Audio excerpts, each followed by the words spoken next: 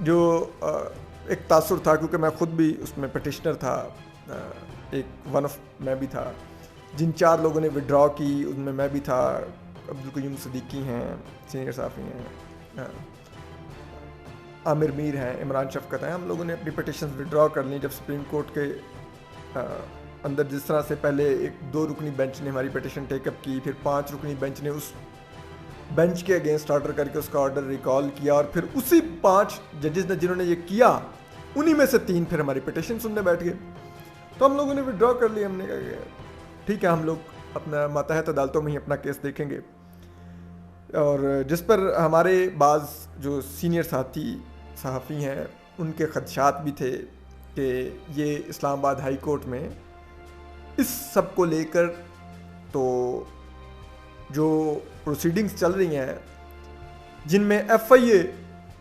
بڑی اپنی غیر قانونی کاموں کی وجہ سے مشکلات کا شکار ہو رہی ہے، تو ایف آئی اے کو بچانے کے لیے سپریم کورٹ کے اس 3 رکنی بینچ کا سہارا لیا جا سکتا ہے. تو وہ خدشات کو مزید بھی ان میں جان پڑی جب سپریم کورٹ نے اسلام آباد ہائی کورٹ سے آرڈر اور جو پروسیڈنگز ہوئی تھی ان کا ریکارڈ مانگ لیا. تو اس سے حکومت بڑی خوش ہوئی، اور حکومت نے کہا کہ ہم اب جا کے اسلام آباد ہائی کورٹ میں کہیں گے کہ آپ اب پروسیڈ نہیں کر سکتے، معاملہ تو سپریم کورٹ میں زیر سماعت آ گیا. اور یہی کیا آج ایڈیشنل اٹارنی جنرل نے جا کے،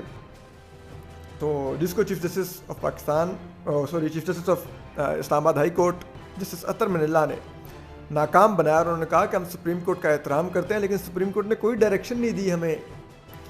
کارروائی روکنے کی، اور ہمیں کانسٹیٹیوشنل کورٹ ہے، ہم یہ کارروائی چلائیں گے یہاں پر. اور اس کے بعد انہوں نے نوٹس بھی لیا کہ لاہور میں جو عامر میر اور عمران شفقت کے ساتھ ہوا تھا، بعض لوگ کوشچن کر رہے ہیں کہ یہ اسلام آباد ہائی کورٹ کیسے نوٹس لے سکتی تھی، یہ تو ان کے آگے معاملہ تھا ہی نہیں، تو لاہور کی جوریسڈکشن تھی. تو بات یہ ہے کہ اسلام آباد ہائی کورٹ نے ایک آرڈر پاس کر رکھا ہے جس میں انہوں نے پیرامیٹرز طے کیے تھے، اور ایف آئی اے نے یقین دہانی کروائی تھی کہ وہ سرکولر جاری کر کے یہ یقینی بنائے گی کہ ایف آئی اے اس طرح کا غیر قانونی کام مت کرے. تو اب اسلام آباد ہائی کورٹ کے ہی آرڈر کی جب خلاف ورزی ہوگی اور ایف آئی اے لاہور میں ریاستی دہشت گردی کرتے ہوئے 2 صحافیوں عامر میر اور عمران شفقت کو گھر سے اغوا کرے گی،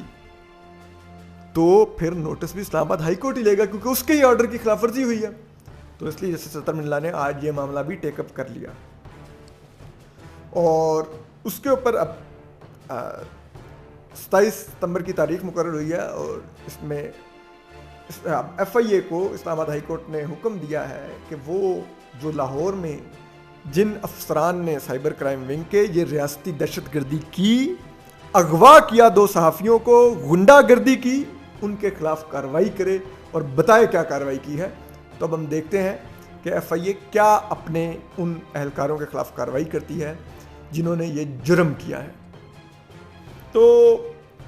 اس کے بعد ہم آتے ہیں آگے. اب ایک اور بھی، کیونکہ اسی سے ریلیٹڈ کیس سے بات ہے، عامر میر اور عمران شفقت وڈرا کر گئے ہیں اپنی پٹیشن. تو اب مجھے آج صبح جو ہمارے صحافی دوست ہیں اسناد ملک، انہوں نے کانٹیکٹ کیا تو بتایا کہ کہا جا رہا ہے کہ کوئی آپ لوگوں کو یقین دہانی تھی جسٹس قاضی فائز عیسیٰ کی طرف سے یا آپ لوگوں کو کہیں اور سے کہ ڈی جی اے سعید جنرل فیض حمید کو اور وزیر اطلاعات فواد چودھری کو بلوایا جائے گا، تو اس کے لیے آپ لوگ پٹیشن کریں، تو پھر جسٹس قاضی فائز صاحب کو بلائیں گے، سپریم کورٹ میں سمن کریں گے. تو یہ بات آپ لوگوں سے منسوب کی جا رہی ہے اور کہا جا رہا ہے کہ یہ اس طرح کا کچھ معاملہ تھا. تو بڑی سادہ سی بات ہے، اگر یہ بات سچ ہے کہ ہمیں یہ کہا گیا تھا، ہمیں کہیں سے یہ یقین دہانی تھی، ہمارے انڈائریکٹلی بھی کہیں سے علم میں تھا کہ اس کیس میں D G I S I general Faiz Hameed کو اور وزیر اطلاعات فواد چودھری کو بلایا جانا ہے، تو مجھ پر اور میرے ماں باپ پر خدا کی لعنت. اور اگر یہ جھوٹ پھیلایا جا رہا ہے، جو کہ یہ جھوٹ ہے بات، کہ ہمیں ایسی کوئی یقین دہانی، کوئی انڈیکیشن نہیں تھا جب ہم جسٹس قاضی فائز صاحب کی عدالت میں گئے، نہ موجود جج صاحب کی طرف سے نہ کسی اور طرف سے ہمیں کوئی ایسا انڈیکیشن یا یقین دہانی تھی. تو یہ جو جھوٹ پھیلایا جا رہا ہے، اس جھوٹ پھیلانے والوں پر بھی، پھیلانے والوں کے ماں باپ پر بھی خدا کی لعنت. اور تیسری بات، اگر اس پٹیشن کے کرنے سے پہلے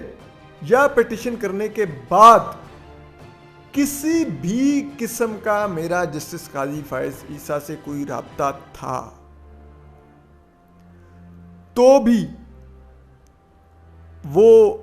خدا کی لعنت مجھ پر بھی اور میرے ماں باپ پر بھی، اور اس پر بھی لعنت جو یہ پھیلا رہا ہو کہ میرا یا کسی کا کوئی رابطہ تھا جس پر جسٹس قاضی فائز عیسیٰ نے کہا کہ یہ پیٹیشن لاؤ، تو اس پر بھی اور اس کے ماں باپ پر بھی خدا کی لعنت. یہ بھی کریکٹ ہو گیا. ٹھیک ہے. اب اور یہ کہا جا رہا ہے کہ جی دیگر باتیں وہ پھیلائی جا رہی ہیں کہ جی وہ فواد چودھری صاحب کو جی نشانہ بنایا جانا تھا کیونکہ وہ پی ایم ڈی اے لانا چاہ رہے تھے، پاکستان میڈیا ڈیولپمنٹ اتھارٹی. ٹھیک ہے، آپ نے ہمیں پتہ ہے جو جن یوٹیوبرز کو حکومت نے اشتہار دینے ہیں اور ان کے منہ میں پانی آیا ہوا ہے، آگے ان کو ہڈی انڈائریکٹلی ڈالی جا رہی تھی غیر قانونی طریقے سے، اب اس کو لیگلائز کر کے وہ ہڈی ان کے منہ میں ڈالنی ہے تو کریں یار. اب اپنا آپ اس کو ہمارے ساتھ کس طرح سے منسوب کرتے پھر رہے ہیں؟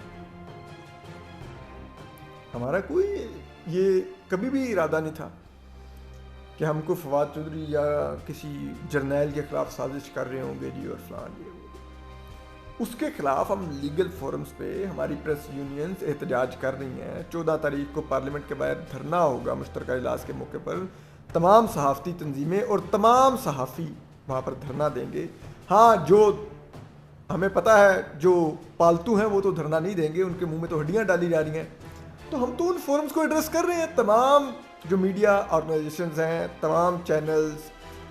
سی P N E, P F U J, تمام پریس کلبز اور چینلز کے ڈائریکٹر نیوز کی جو تنظیم ہے، سب لوگ مشترکہ طور پہ پاکستان میڈیا ڈیولپمنٹ اتھارٹی کو مسترد کر چکے ہیں اس آئیڈیا کو. یوٹیوب پر گوگلی نیوز دیکھنے کے لیے youtube.com کی سرچ بار میں googly news T V type کریں. گوگلی نیوز کے پیج پر سرخ رنگ کے سبسکرپشن والے بٹن پر کلک کرنا نہ بھولیے. یوٹیوب پیج پر اپلوڈ ہونے والی ویڈیوز سے باخبر رہنے کے لیے بیل آئیکن پر کلک کیجیے. آپ کو ہر نئی ویڈیو کے بارے میں نوٹیفیکیشن موصول ہو جائے گا.